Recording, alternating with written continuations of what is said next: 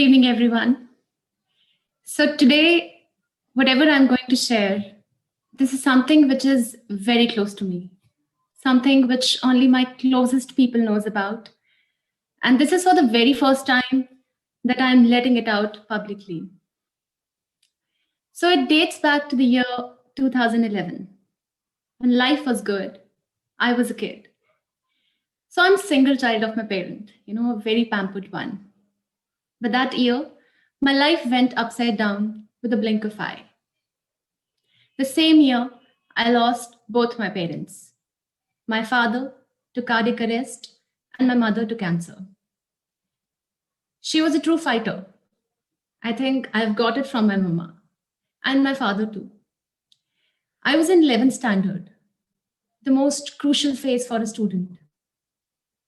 Deep inside, I was shattered, but I had put a lock on my emotions because my whole aim for those 2 years was to do good in boards because I knew that my father wanted it. And today I can proudly say that I did very well. They must be very happy. And if I could go back in time, I would give a tight hug to that little girl.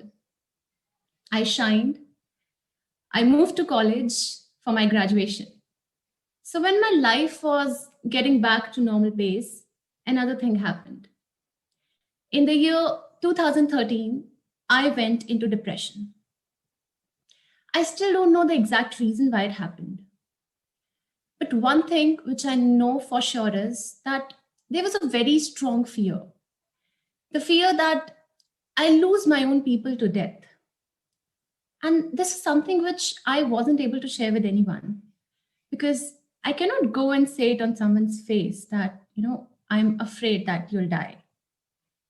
I lost my appetite, my weight dropped by 7 kgs, lack of sleep. I was afraid of my own company. I feared being in crowd. I was in my own shell. So these were the signs. I was deliberately told by my relatives not to disclose this thing outside the family, the depression thing, because they believed that people would think that I'm crazy or no one would marry me. I was shocked. But that's the sad reality. That's the social stigma. That's the taboo attached with mental illness. But these two people, my cousin brother, who is more than a parent to me, my angel in disguise, and my best friend Shubham, they believed in me, they didn't give up. So one day, I decided to fight this back. I asked my brother that get me some colors. I want to do painting. That's when my love for art started. And till date, whenever I feel low, anxious, I do painting. I express my emotions through splash of colors. I did take medication, that was necessary. So within 3 to 4 months, I was able to come out of it partially. And it took me around 1.5 years to get over it completely. And today, if you'll ask me, do I need a therapist? I would say yes, because still there are few things for which I need closure. But thanks to my busy lifestyle that I don't get much time to think about it. But I'm still waiting for my Dr. Jahangir Khan. I hope you get the reference.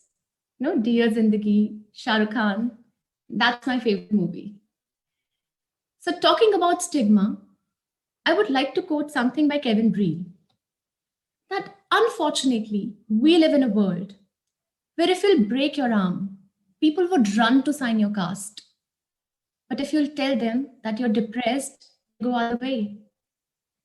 Do you know depression is the most well-documented disease in the world, but least understood?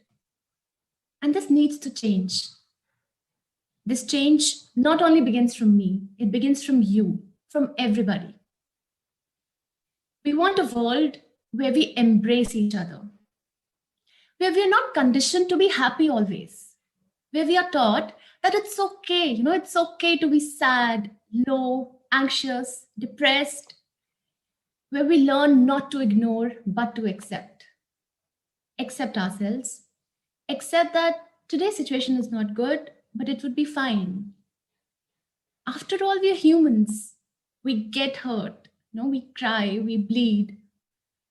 A world where you could look into someone's eye and can say it out loud that I'm suffering through depression, but it would be fine. A world where acceptance is the new norm. So, depression is a battle which one can win. I am an example. After winning it today, here I am in SPJMR. I am proud of myself. I know my parents are proud of myself. So, if I can do this, you can also do it. And I would end with few lines from a book which I recently read, Mrs. Funny Bones by Twinkle Khanna.